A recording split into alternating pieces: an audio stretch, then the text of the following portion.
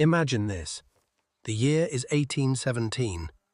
A British army surgeon named James Kempthorne is stationed deep in the humid, unforgiving forests of colonial India. His soldiers are not dying from enemy fire, they are dropping, one by one, from an invisible assassin. Dysentery, cholera, waterborne diseases that turn rivers and streams into liquid graveyards. Desperate, Kempthorne watches as the local population approaches a muddy, contaminated river, the same water that has been killing his men. But these people aren't dying. Instead, they walk over to a common wild tree, a tree the British colonizers had completely ignored, pluck a few dried seeds, crush them into a powder, and stir them into the murky water. Within 45 minutes, a miracle happens. The brown, lethal water transforms, becoming crystal clear before Kempthorne's very eyes. 1 hour later, the bacterial counts have plummeted by 99%. He frantically writes this down in his field notes. 2 years later, the British military officially files his report. And then, inexplicably, they bury it. 160 years would pass before modern science dared to look at that report again. Right now, growing in ditches, backyards, and arid plains all across the world, there is a weed. It costs barely $2 at a local market. It grows so aggressively that most people just rip it out and throw it away. Yet this simple plant can purify water better, faster, and safer than a $200 commercial filtration system. It eradicates bacteria, strips out heavy metals, and turns toxic sludge into drinkable water in under an hour. The United Nations documented it in 1983. The World Health Organization confirmed it. So here is the question that should keep you up at night. If a free, self-multiplying weed can replace a monthly subscription to survival, why does the $4.5 billion water filtration industry pretend it doesn't exist? The truth is much darker, much more complex, and infinitely more fascinating than a simple conspiracy. Stick around, because by the end of this video, you won't just understand the hidden history and the astonishing science of this plant. You will learn exactly how to use it to secure free, purified water for yourself and your family forever. Welcome to Historia Prime. Part 1. The Tree of Life and the Muddy Nile. To understand the magnitude of what we are dealing with, we have to travel to the ancient world. Long before modern chemistry gave us chlorine and synthetic polymers, human beings faced the daily, brutal challenge of securing safe drinking water. In the Nile Valley of Sudan, local women have relied on a traditional secret for centuries. When the seasonal floods turned the Blue Nile into a churning river of brown silt and dangerous pathogens, they didn't panic. They turned to a tree they revered so much they gave it a specific name, Shajara al-Rawak, which translates literally to the tree of purifying. The scientific name of this tree is Moringa oleifera. Originally native to the southern foothills of the Himalayas in India, this drought-resistant tree was transported across the globe over centuries, establishing roots in Africa, Latin America, and Southeast Asia. It is one of the most resilient plants on Earth, capable of growing rapidly in the harshest, driest soils, reaching up to 4 meters in its very first year. For generations, indigenous communities used it. Outsiders dismissed it. But in the early 1980s, a German water scientist named Dr. Samia al-Azaria Yan arrived at the University of Khartoum with a single question that would change everything. Dr. Yan had spent years studying water purification across the developing world. When she first heard about the Sudanese women and their purifying tree, she assumed it was folklore, a cultural placebo, nothing more. But she was rigorous enough to test it. She collected the seeds. She ground them into powder. She dropped that powder into jars of filthy river water, set up her instruments, and waited. What happened next shook the scientific community. The seeds of the Moringa tree were not just making the water look clean, they were fundamentally altering its molecular structure, acting as a highly efficient primary coagulant, actively hunting down and neutralizing microscopic threats. The women of Sudan weren't practicing folk medicine. They were executing advanced biochemistry with a handful of seeds. But how does a dried-up seed outsmart billions of microscopic pathogens? Part 2. The magnetic secret of the $2 weed. To answer that, we need to zoom in to a world invisible to the human eye. Picture a glass of dirty river water. It's cloudy because it's filled with suspended particles, silt, clay, organic matter, and millions of bacteria. Now here is what most people don't understand. Those particles don't just sink to the bottom over time. They can't. Because every one of them carries a negative electrical charge, known as a negative zeta potential. Like matching poles of two magnets, these negatively charged particles constantly repel each other, staying suspended in the water indefinitely. This is why simply letting dirty water sit in a bucket doesn't make it safe. The contaminants are electromagnetically locked in place. Enter the moringa seed. When you crush a mature moringa seed, you release a hidden arsenal of water-soluble cationic proteins, specifically a powerhouse molecule known as MO-CBP3-4. Cationic means they carry a massive positive electrical charge. They are, in essence, biological magnets. The moment you stir this crushed seed powder into contaminated water, an epic microscopic battle begins. The positively charged moringa proteins aggressively seek out the negatively charged dirt, clay, and bacteria. As they collide, they neutralize the repulsive forces, trapping the contaminants together in a structural net. The tiny particles clump into larger, heavier masses called flocks. Because they are now heavy, gravity takes over. Within 30 to 60 minutes, these toxic clumps plummet to the bottom of the container, leaving the water above remarkably pristine. Scientists call this process coagulation and flocculation. Nature invented it millions of years before we gave it a name. Now here is the number that matters. Controlled studies have proven that moringa seeds can eliminate up to 99.99% of dangerous bacteria, including E. coli, salmonella, and Vibrio cholerae, the pathogen that causes cholera. But these proteins don't just trap bacteria. Recent advanced studies show they actually penetrate bacterial cell membranes, physically destroying them from the inside. They also function as a biosorbent, pulling toxic heavy metals like lead, copper, cadmium, and chromium out of the water with removal rates exceeding 90%. There is even emerging evidence that they can remove microplastics. A single seed, no electricity, no chemicals, no factory. So why is your city's water treatment plant using synthetic chemicals instead of a renewable tree? That question deserves its own answer. Part 3. The economics of thirst. Let's talk about the system. Every time you turn on your tap, the water you drink has likely been treated by a chemical called aluminium sulfate, commonly known as alum. Alum is the global industrial standard for water coagulation.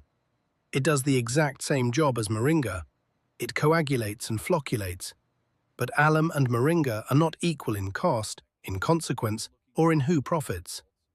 Alum is a synthetic chemical that must be manufactured in massive industrial plants, packaged and shipped worldwide. This costs governments billions of dollars annually.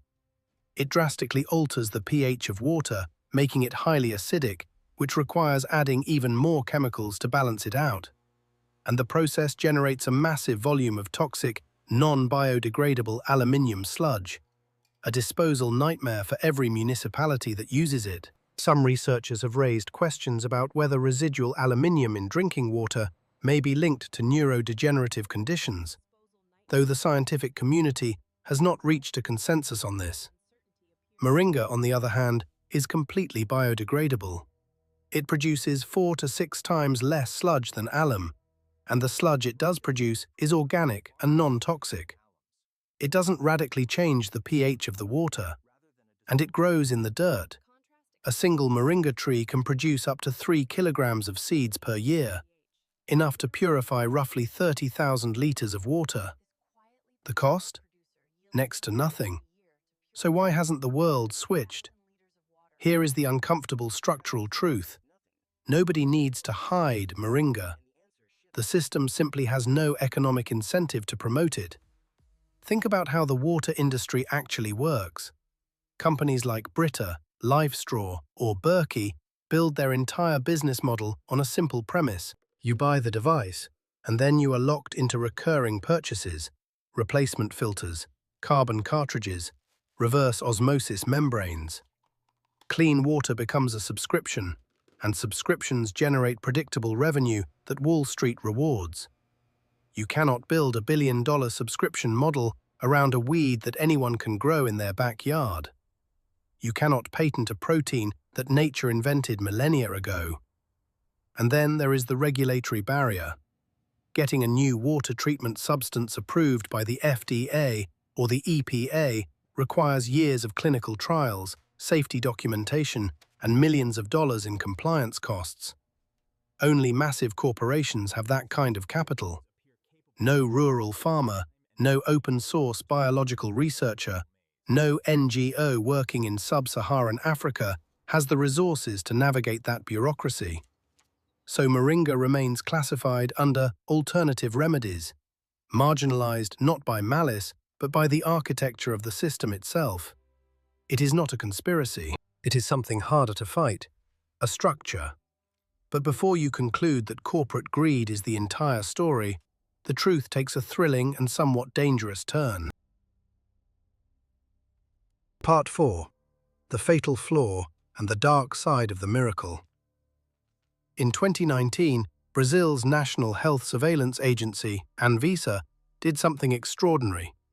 They prohibited the commercialization of moringa-based food and supplements. Why would a government ban a miracle plant? Because moringa is incredibly powerful. But it is not flawless, and understanding its limitations might be the most important survival knowledge in this entire video. Here is what happens at the molecular level. When you crush a whole moringa seed and drop it into water, you aren't just releasing those purifying cationic proteins. You are also releasing the seed's natural organic matter fats, carbohydrates, and oils. While the proteins pull the dirt and pathogens to the bottom, the organic matter dissolves into the water. Think of it as this. The proteins clean the room, but they leave behind a microscopic buffet of food on the table. If you drink the water immediately after the sediment settles, you are perfectly fine. But here is where it gets dangerous. If you store that treated water for more than 24 hours, any surviving bacteria, or bacteria introduced from the air, will gorge on that leftover organic matter. They will multiply exponentially. Scientists call this bacterial regrowth, and it can make the water more dangerous than it was before you treated it. This is the fatal flaw for large-scale municipal systems. City water must remain sterile as it travels miles through underground pipes to reach your home. Moringa, in its raw form, cannot guarantee that kind of long-term sterility. Chlorine can, alum can, and that is precisely why governments choose the predictable, controllable, albeit imperfect, synthetic option. There is a second danger. Between late 2025 and early 2026, the FDA and CDC in the United States investigated massive multi-state outbreaks of salmonella linked directly to commercial moringa powder capsules. People who bought moringa supplements to improve their health were getting violently ill, hospitalized by an extensively drug-resistant strain. How does a purifying plant poison people? Because moringa grows in the dirt.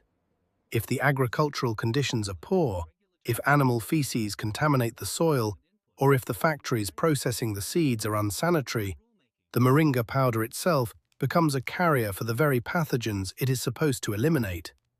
And this is exactly why regulatory bodies like the NSF and ANSI demand strict standards for drinking water chemicals.